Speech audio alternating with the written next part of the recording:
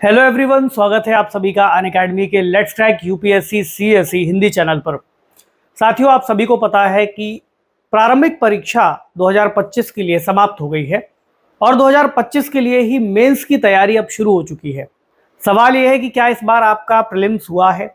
अगर नहीं हुआ है तो आप लोग 2026 के लिए अपनी तैयारी शुरू कर सकते हैं। कई लर्नर्स का ये सवाल है कि सर सही समय क्या होगा वैकल्पिक विषय को तैयार करने का, क्योंकि अब हम मेंस की ओर आगे बढ़ रहे हैं। ऐसे में ये सही समय है कि अब आप एक वैकल्पिक विषय की ओर आगे बढ़ें, क्योंकि अब प्रीलिम्स हो चुका है तो ये जरूरी होगा कि अब आप लोग थोड़ी सी अपनी तैयारी को मेंस की ओर ओरिएंटेड कर दो।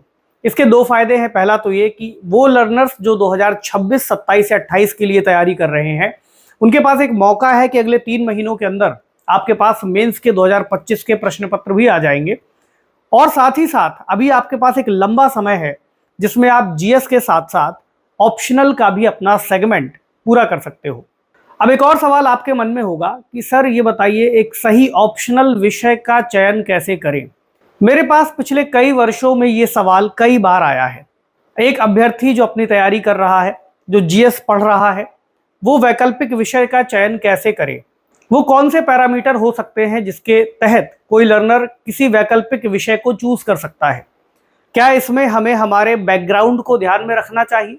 बैकग्राउंड से मेरा मतलब है आपका जो पीजी का सब्जेक्ट रहा है, या आपने उस पर पीएचडी करी है, या किसी भी अन्य तरीके से वो आपके एकेडमिक्स के अध्ययन में शामिल रहा है। इसके अलावा एक दुविधा ये भी है कि सर हिंदी माध्यम के लिए कौन सा वैकल्पिक विषय अच्छा रहेगा? अंग्रेजी माध्यम से तो इस बार कई सारे टॉपर्स रहे हैं, लेकिन अगर हम 2024 का रिजल्ट देखते हैं तो कुल मिलाकर के 50 के अंदर हिंदी माध्यम के विद्यार्थियों की कहानी समिटती हुई सी दिखाई दी। ऐसे में डर कहीं ना कहीं अभ्यर्थियों के बीच में और भी ज्यादा है कि सर अगर वैकल्पिक विषय गलत हो गया तो हमारा क्या होगा? क्योंकि आपके चयन के लिए मेंस में एक अच्छा स्कोर होना बहुत जरूरी है। और अगर हम जीएस के विषयों की प्रकृति को समझें तो वो अपने आप में बहुत ही ज्यादा डायनेमिक है। ऐसे में ऑप्शनल विषय से या ऑप्शनल सब्जेक्ट से एक उम्मीद जागती है। तो चूंकि मैं आप लोगों को हिंदी साहित्य ऑप्शनल विषय पढ़ाऊंगा, ऐसे में मैं आपको ये जरूर बता सकता हूं कि हिंदी साहित्य को क्यों चुना जाए। इसको लेकर के कुछ पैरामीटर्स हमने यहाँ पर डिसाइड किए हैं। सबसे पहला सवाल हम ये देखेंगे कि आखिरकार कोई विषय वैकल्पिक विषय के रूप में लिया जाना क्यों आवश्यक है, और संघ लोक सेवा आयोग की परीक्षा के अंतर्गत जो नोटिफिकेशन है वो हमें अभी तक क्या दिखाता आया है। अगला सबसे इंपॉर्टेंट सवाल होगा कि वैकल्पिक विषय का चुनाव कैसे किया जाए। पढ़ना तो सब कुछ अच्छा लग रहा है, इतिहास भी पढ़ रहे हैं, भूगोल भी पढ़ रहे हैं, सामाजिक अध्ययन भी हो रहा है, तो क्या जीएस वाले विषयों से कोई वैकल्पिक विषय उठा ले या कोई दूसरा ऐसा विषय चुना जाए जो बहुत स्कोरिंग हो? तो सर कोई ऐसा विषय बताइए जिसमें स्कोर बहुत अच्छा आए, है ना? ये दुविधा है।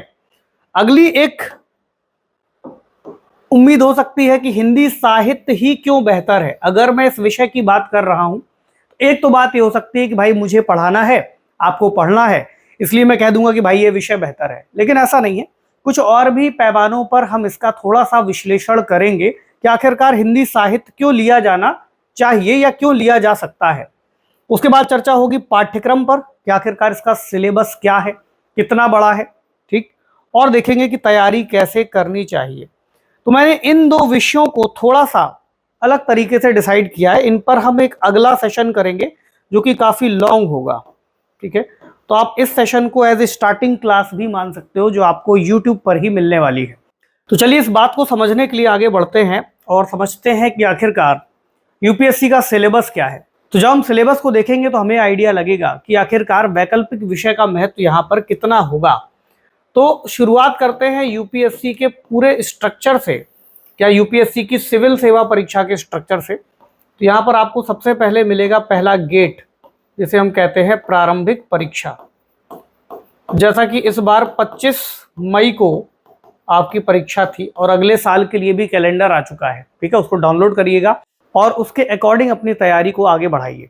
तो प्रारंभिक परीक्षा तो हो गई है, लेकिन ये मान करके चलिए जो भी लर्नर्स इस बार प्रारंभिक परीक्षा में शामिल हुए होंगे या फिर जिन्होंने इसको क्लियर किया होगा, वो अभ्यर्थी होंगे जो पिछले करीब 2-3 सालों से अपने तैयारी को कर रहे होंगे आमतौर पर। तो उनका ऑप्शनल ऑलरेडी डिसाइड रहा होगा और वो उसको पढ़ चुके होंगे। नए सिरे से, नए तरीके से ऑप्शनल को चूज करना और उस पर आगे बढ़ना खास तौर से उन लर्नर्स के लिए इंपॉर्टेंट होगा जो 2026, 27 या 28 के लिए तैयारी कर रहे हैं। तो जो आपका ऑप्शनल है वो मिलेगा मुख्य परीक्षा में, और उसके बाद आता है साक्षात्कार यानी आपका इंटरव्यू। तो अभी हमें तैयारी करनी है या बात करनी है मुख्य परीक्षा की। मुख्य परीक्षा के अंतर्गत सबसे पहला जो आपका विषय है वो है निबंध का। ठीक है, निबंध की तैयारी कैसे करेंगे इस पर अलग से चर्चा कर लेंगे। दूसरा जो आपका सेगमेंट है वो है जीएस के पेपर्स का। जीएस के होते हैं 4 पेपर, 1, 2, 3 एंड 4, जिसमें आमतौर पर history, geography, society, Indian constitution, है ना, गवर्नेंस, इंटरनेशनल रिलेशंस आपको मिलेगा। पेपर 3 में economy, science and technology, disaster management, है ना, और इंटरनल सिक्योरिटी, और पेपर 4 में एथिक्स। उसके बाद एक विकल्प आपके पास होता है एक विषय को चुनने का, वैकल्पिक विषय। तो सामान्यतः यूपीएससी में आपको 47, 48 के आसपास वैकल्पिक विषय मिल जाएंगे, जिसमें से 22 भाषाओं के अंतर्गत आप किसी साहित्य को ले सकते हो, या फिर 25 विषयों के अंतर्गत आप बाकी के टॉपिक्स को ले सकते हो, जैसे history, geography, science and tech, PSIR, anthropology, society, इस तरह के बहुत सारे विषय, आपका मैथमेटिक्स, कोई भी जो आप लेना चाहें। इसका चयन क्यों महत्वपूर्ण है, तो इसको जरा एक बार एनलार्ज करके देखते हैं। जब हम नंबर वाइज समझेंगे तो मेंस में जो निबंध का पेपर है वो होगा 250 अंकों का। ठीक है, जीएस के आपके पेपर सबसे ज्यादा महत्वपूर्ण है, 250, 250, 250 और 250, यानी कि मोटा मोटा 1000 नंबर के आपको जीएस के पेपर मिलेंगे। तीसरा आप आओगे वैकल्पिक विषय पर। तो वैकल्पिक विषय आप कोई भी ले लो, उसमें आपको 2 पेपर देखने को मिलेंगे, पेपर 1 और पेपर 2। ये दोनों ही होते हैं 250 अंकों के। शुरुआत में 2 वैकल्पिक विषय लेने होते थे 2013 से पहले, और उसमें भी जो उनके अंक थे वो 600 अंकों का होता था। लेकिन 2013 से नया पाठ्यक्रम लागू हुआ है, और उसके बाद से एक आपको अभी वैकल्पिक विषय लेना होता है, और वो 250 और 250 अंकों के 2 प्रश्न पत्रों में बटा हुआ है। ध्यान रखिएगा, मैं 2 वैकल्पिक विषय की बात नहीं कर रहा हूँ, विषय एक ही है, केवल उसके भाग 2 हैं, 2 प्रश्न पत्र आपको मिलेंगे। अब थोड़ी सी यहाँ पर चर्चा करना जरूरी होगा हिंदी माध्यम के अभ्यर्थियों के लिए, क्योंकि यहाँ पर सबसे बड़ी जो चुनौती है वो इसी संदर्भ में आएगी।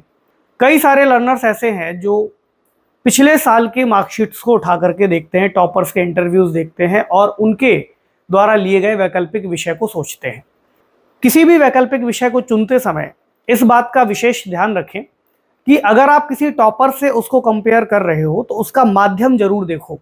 अगर मान लीजिए उन्होंने पीएसआईआर कोई सब्जेक्ट लिया है, political science and international relations, और उसको इंग्लिश माध्यम में उन्होंने लिखा है, तो डेफिनेटली उनके पास कंटेंट और मटेरियल बहुत अच्छी मात्रा में उपलब्ध रहा होगा।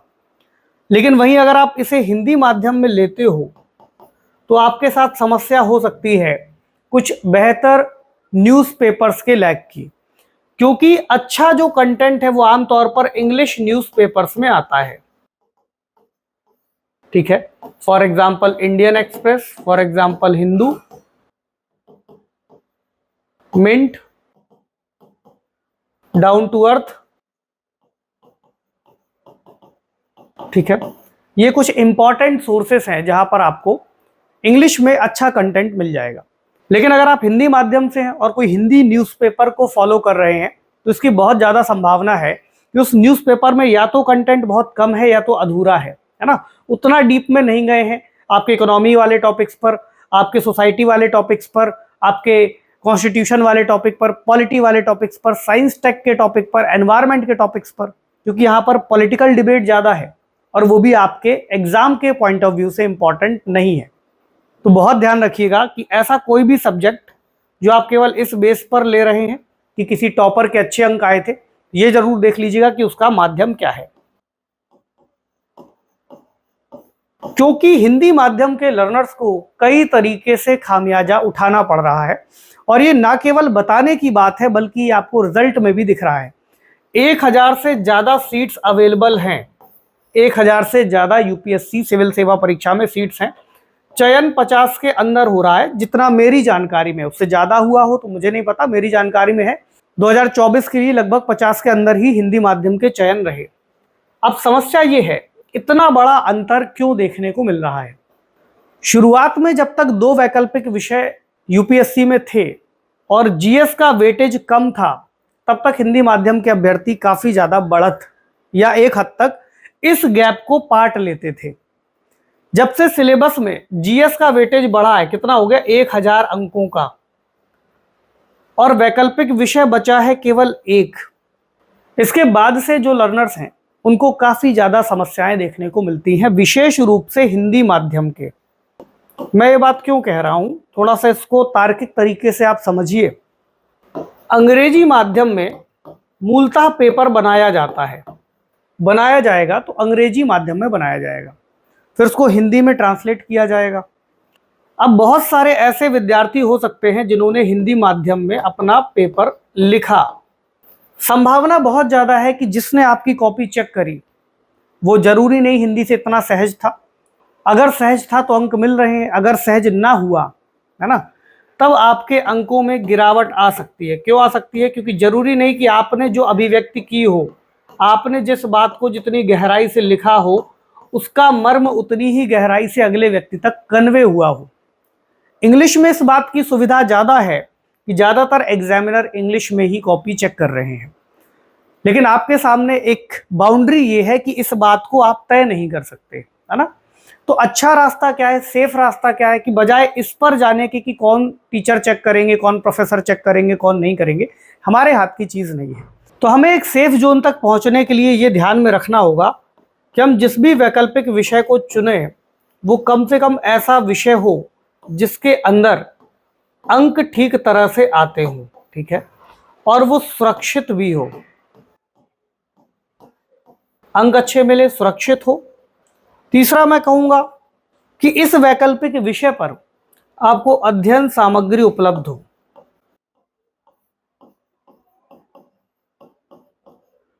अच्छा, कुछ लोग ये भी कहते हैं कि सर एक बात बताइए कि अगर हमने अपने ग्रेजुएशन में कोई विषय लिया है तो क्या उसको ही ले लें?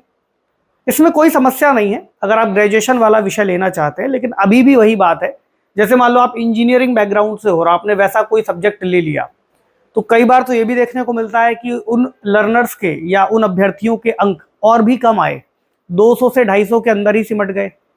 विषय ऐसा लीजिए जो आपको अंक दिलाए। सबसे पहली प्राथमिकता ये तय कीजिए, अगर अंक नहीं आएंगे तो उस विषय को लेने का कोई भी लाभ नहीं होगा।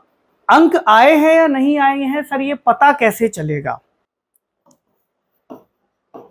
पिछले वर्षों के टॉपर्स के अंकों का एक औसत निकाल करके देखिए, है ना, और उसके कई सारे पिछले वर्षों का आप देख सकते हो।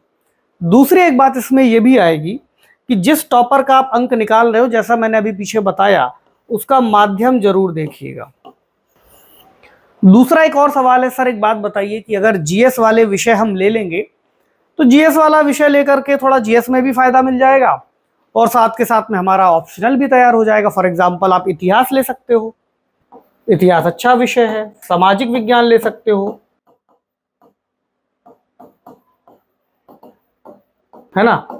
इसी तरह से आप पीएसआईआर ले सकते हो, आप भूगोल ले सकते हो,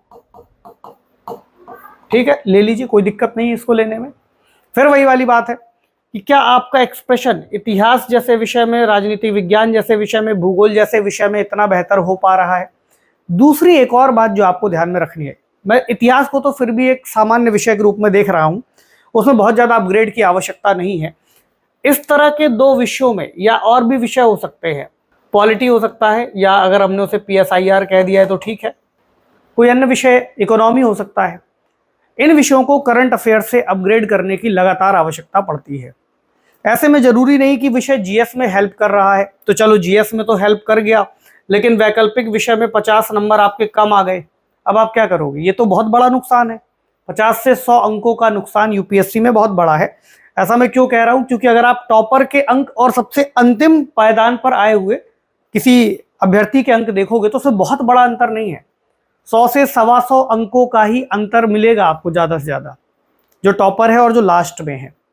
तो 50 अंक से 100 अंक के बीच के अंक बहुत ज़्यादा मायने रखते हैं। यहाँ पर एक एक नंबर से 8 से 10 रैंक का अंतर आपको देखने को मिल सकता है। ठीक है, तो अंक जिसमें अच्छे आएंगे वही वैकल्पिक विषय आपको लेना है। दूसरी बात, ऐसा सिलेबस या एक ऐसा विषय देखिए जिसमें मैं आमतौर पर हिंदी साहित्य को रखता हूं, क्योंकि मैं उसको पढ़ाने भी वाला हूं, इसलिए मैं उस विषय के पक्ष में एक बात आपको बताता हूं। इसको लेने का सबसे बड़ा जो लाभ है वो ये है कि इसको बार बार अपग्रेड नहीं करना है। यानी अगर आपने एक बार में इसका सिलेबस पूरा कर लिया तो अगले साल आपको इसको अपग्रेड करने की आवश्यकता नहीं है। बहुत बड़े अपग्रेडेशन नहीं होंगे, 2-4 नई सामयिक चीजों को आपको ऐड कर लेना है, बहुत होगा। पहला तो अपग्रेड नहीं करना है। दूसरा, मैं कहूंगा 4 से 4.5 महीने में आप इसको कंप्लीट कर सकते हो। तो जो ड्यूरेशन है वो भी बहुत ज्यादा नहीं है। ऐसा नहीं कि बहुत परेशान होना है, बहुत लंबा टाइम लगेगा। तो विषय जरूरी नहीं कि बहुत बड़ा हो या बहुत छोटा हो। तो विषय बहुत बड़ा है या बहुत छोटा है, इसको लेकर के कहेंगे कि मध्यम आकार का है, ना बहुत बड़ा है ना बहुत छोटा है। अच्छा, कुछ लोग कहते हैं सर बहुत छोटा ले लो, जल्दी तैयार हो जाएगा। फिर वही वाली बात है, बहुत छोटा ले लिया, 50 नंबर कम दे करके गया, 1 महीना यहाँ पर बचा लिया था, वहां पर पूरा 1 साल आपका व्यर्थ हो गया। और पता चला कोई एक ऐसा विषय आपने ले लिया जिसको आप लगातार 2-3 साल तक खींचते रहे, और बाद में हर साल उसी विषय के चक्कर से आपका अंतिम चयन रुकता रहा, तो बहुत बड़ा लॉस है। तो 4 महीने से 4.5 महीने के आसपास का समय कंप्लीट हो जाएगा। तीसरा, एक और बहुत इंपॉर्टेंट बिंदु, पिछले वर्षों के अगर आप प्रश्न पत्रों को देखोगे और उसके आधार पर कुछ टॉपर्स की कॉपियां देखोगे तो इसकी जो रेंज है वो बहुत अच्छी है। मैं इसको कहूंगा 260 प्लस की एक अच्छी रेंज। अगर हम एक टॉपर्स के कॉपीज का एक औसत निकालें तो ये तो मैंने बहुत कम लिखा है, मैं इसको 300 प्लस भी कह सकता हूं। अगर आपकी समझ थोड़ी सी अच्छी है, अगर आपने सही तरीके से उत्तरों को लिखा है, ठीक है, और आपकी भाषाई गलतियां बहुत ज्यादा नहीं है, आपकी ग्रामेटिकल मिस्टेक बहुत ज्यादा नहीं है, त्रुटियां नहीं है, तो आप आराम से 300 प्लस तक का स्कोर कर सकते हो। कंटेंट मटेरियल बहुत सारा उपलब्ध है। क्लासेस में हम पूरे तरीके से रोचकता के साथ उन विषयों पर चर्चा करेंगे, उन खंडों पर चर्चा करेंगे जो इससे जुड़ा हुआ है। ठीक है, तो रेंज 300 प्लस की है। टॉपर्स ऐसे भी है जिनके 344 तक नंबर आए हुए हैं, जो मेरी जानकारी में 317 है ना। हालांकि पुराने रिजल्ट हैं, लेकिन अच्छा ही कहूंगा, जैसे निशांत जैन, जैसे गंगा सिंह, जैसे अभी रवि सिहाग, वो भी हिंदी साहित्य लिए थे, तो अच्छे स्कोर आपको देखने को मिलते हैं। कांस्टेंट नहीं है, मेहनत पर निर्भर करता है, डेफिनेटली करता है, लेकिन अगर आप मेहनत ठीक से करो तो बहुत कठिन नहीं है इतने अंक ला पाना। तो इसकी रेंज अच्छी है। मेरा कहने का मतलब है, अगर आप मेहनत कर पाते हो तो रेंज अच्छी है। बहुत कुछ नया बार बार ऐड नहीं करना है।